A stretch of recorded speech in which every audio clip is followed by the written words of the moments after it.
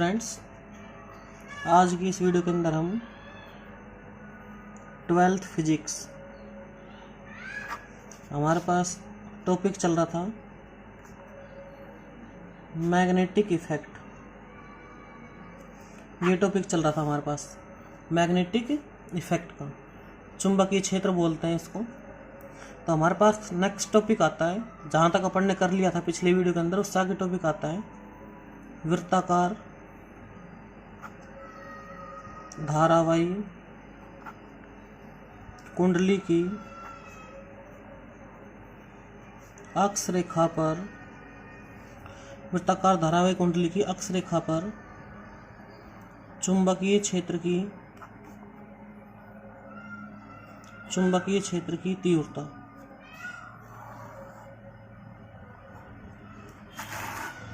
ये है हमारे पास वृत्ताकार धारावाही कुंडली की अक्ष रेखा पर चुंबकीय क्षेत्र की तीव्रता। ये टॉपिक हमारे पास, ठीक है। ये हमारे पास बहुत ही इम्पोर्टेंट टॉपिक है। इस टॉपिक का जो अपने पास रिजल्ट आएगा वो आगे भी यूज आएगा, अगले पार्ट में भी यूज आएगा उसका। तो बहुत ही इम्पोर्टेंट टॉपिक है हमारे पास। तो देखिए यहाँ पे अब इसके अंदर कि ये हमारे पास एक वृत्ताकार धारावाही है कुंडली, वृत्ताकार धारावाही कुंडली है ये हमारे पास, ये बनाइए पढ़ना, ठीक है। और इसकी अक्ष ये है, इसकी रेडियस मानी r, और ये O पॉइंट है, और इसमें करंट फ्लो हो रही है एंटी क्लॉकवाइज डायरेक्शन में, वामावर्त दिशा में इसमें धारा प्रवाहित हो रही है। कैपिटल R इसकी रेडियस है। अब हमने इसके केंद्र बिंदु O से स्मॉल x दूरी पर स्थित एक बिंदु P पर यहाँ पर चुंबकीय क्षेत्र निकालना है हमने। अब निकालना किसके कारण है, हमने इसकी परिधि के ऊपर दो अल्पांश लिए यहाँ पे, और एक ही बिल्कुल यहाँ पे आएगा, यहाँ पे ये दो अल्पांश लिए अपन ने DL, ये इसके बिल्कुल सीध में आएगा नीचे, ये थोड़ा इधर आता है। तो ये DL समान दो अल्पांश लिए। तो इसको हमने यहाँ पे माना A पॉइंट, और इसको हमने यहाँ पे माना B पॉइंट। ये यहाँ पे यहाँ पे लिख दिया अपन ने। तो ये DL अपने पास, ये अल्पांश जो DL है, और यहाँ पे B पॉइंट है। तो इस अल्पांश के कारण और इस P पॉइंट की जो डिस्टेंस है वो है स्मॉल r, ठीक है। तो ये जो है यहाँ पर, ये यहाँ पे आके थोड़ी सी आपकी हो जाएगी कर्व्ड ऐसे। ये कर्व्ड की होगी, इसका रीजन अभी आगे बताएंगे। तो यहाँ पे जो चुंबकीय क्षेत्र की तीव्रता है वो है dB, ये, ठीक है, dB ये है अपने पास। और इस अल्पांश के कारण यहाँ पे चुंबकीय क्षेत्र की तीव्रता है dB। दोनों के कारण सेम रहेगी क्योंकि अल्पांश एक समान है, इनकी लंबाई एक समान है, तो ये dB रहेगा, ठीक है। अब इस P पॉइंट पर चुंबकीय क्षेत्र की ये दो दिशा, लेकिन दिशा होनी चाहिए एक, क्योंकि चुंबकीय क्षेत्र है सदिश राशि, सदिश में दिशा होती है निश्चित। इस कारण हमने इस P पॉइंट के बनाए घटक, तो ये हमने बना दिए इसके घटक, ये घटक बना दिए हमने इसके, इस P पॉइंट के, ये P पॉइंट का हमने घटक बनाए। तो जी ये यहाँ पे थीटा एंगल बनेगा, और ये यहाँ पे बनेगा थीटा एंगल यहाँ पर, क्योंकि हमारा टॉपिक है वृत्ताकार धारावाही कुंडली की अक्ष रेखा पर। तो ये अक्ष रेखा इसकी, ये जो आर पार रही है, ये अक्ष रेखा इसकी, और इसके जो ऐसे कंपोनेंट आएगा ये क्षैतिज आएगा, ये इसको क्षैतिज मानेंगे, और क्षैतिज के साथ हमेशा थीटा एंगल बनता है। ये जो थीटा एंगल बनेगा ये थीटा एंगल रहेगा हमारे पास, ठीक है। तो जिस भुजा के साथ थीटा एंगल बनेगा यहाँ पे चुंबकीय क्षेत्र आएगा dB कोस थीटा, और यहाँ पर भी आएगा अपने पास dB कोस थीटा, यहाँ पर आएगा dB साइन थीटा और dB साइन थीटा, ठीक है। तो हमारे पास जो ये क्षैतिज घटक है, ये क्षैतिज घटक ये परिमाण में समान, दिशा में विपरीत होने के कारण एक दूसरे को निरस्त कर देते हैं। परंतु ऊर्ध्वाधर घटक एक ही दिशा में होने के कारण शेष रह जाते हैं। अतः जो परिणामी चुंबकीय क्षेत्र आएगा वो B बराबर आएगा समाकलन dB साइन अल्फा। देखो यहाँ पे हमने दोनों को जोड़ा क्यों नहीं, ये हमारे माइंड में क्वेश्चन आता है। हमने यहाँ पे इनको जोड़ा इसलिए नहीं क्योंकि ये दो अलग अलग अल्पांश है, जगह अलग अलग है, समान लंबाई का है, समान इनके ऊपर आवेश है। तो एक अल्पांश के लिए जो चुंबकीय क्षेत्र है वो है dB साइन अल्फा, एक अल्पांश के लिए। और यदि इसका हम टोटल कर देंगे तो वो संपूर्ण वृत्ताकार धारावाही कुंडली के लिए चुंबकीय क्षेत्र आ जाएगा। तो एक अल्पांश का घटक लेना, चाहे इस वाले का ले लो चाहे इस वाले का ले लो, और उसका कर दो समाकलन, तो वो इस संपूर्ण कुंडली के लिए चुंबकीय क्षेत्र आ जाएगा अपने पास। अब dB की वैल्यू कैसे फाइंड आउट करें? dB की वैल्यू आप चलो बायो-सावर्ट के नियम से, dB इक्वल टू होता है μ0/4 IDL upon r square sine theta. अब साइन थीटा यहाँ पे जो थीटा है ये मैक्सिमम कंडीशन के लिए मैक्सिमम चुंबकीय क्षेत्र उत्पन्न हो रहा है यहाँ पर, तो यहाँ पे थीटा इक्वल टू लेंगे 90। तो यहाँ से ये 90 का मतलब इसकी वैल्यू 1 हो जाएगी।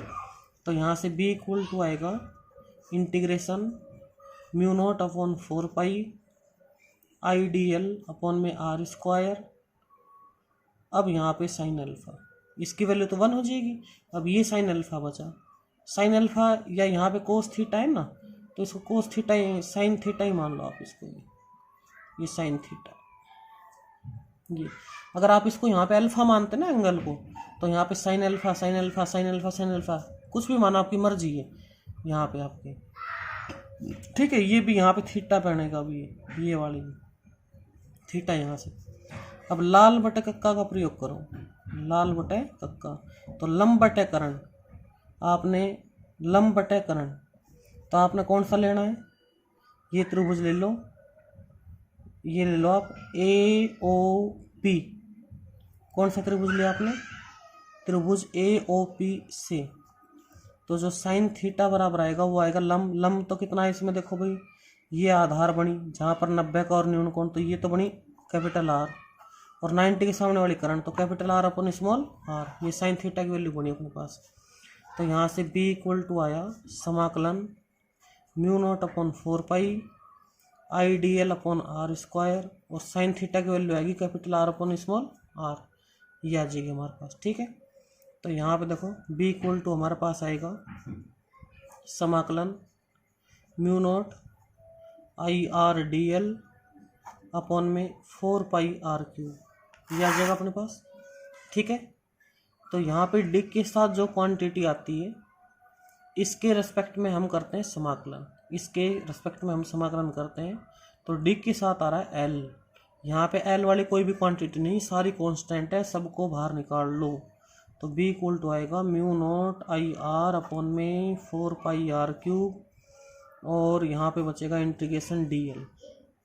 अब DL समाकलन करना है, DL है अल्पांश, ये वाला अल्पांश, और जब टोटल निकालेंगे तो इसकी सरकमफेरेंस के बराबर आएगा, इसकी परिधि के बराबर, तो वो आएगी 2πr। तो B इक्वल टू आएगा μ0 IR अपॉन में 4πr3 और इंटू में 2πr, क्योंकि इसकी जो रेडियस है हमारे पास वो कैपिटल R है, तो यहाँ पे कैपिटल R ही आएगा। तो पाई से पाई कट जाएगा, 2 से ये 4 कट जाएगा, तो ये आएगा μ0 IR स्क्वायर अपॉन में 2r3, ठीक है। अब यदि आप यहाँ पे R की वैल्यू फाइंड आउट करना चाहो तो देखो यहाँ से R इक्वल टू ये आएगा √r square plus x square, ये आ जाएगा हमारे पास। R की वैल्यू आ जाएगी √r square plus x square, ये आ जाएगी हमारे पास। तो अब देखो यहाँ से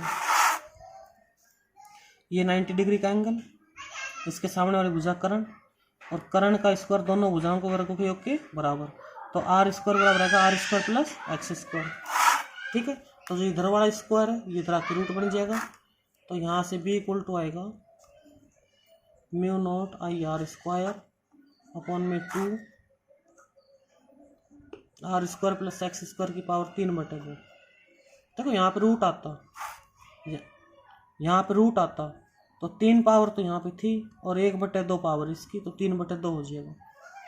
ठीक है। और यदि कुंडली में फेरों की संख्या कैपिटल N है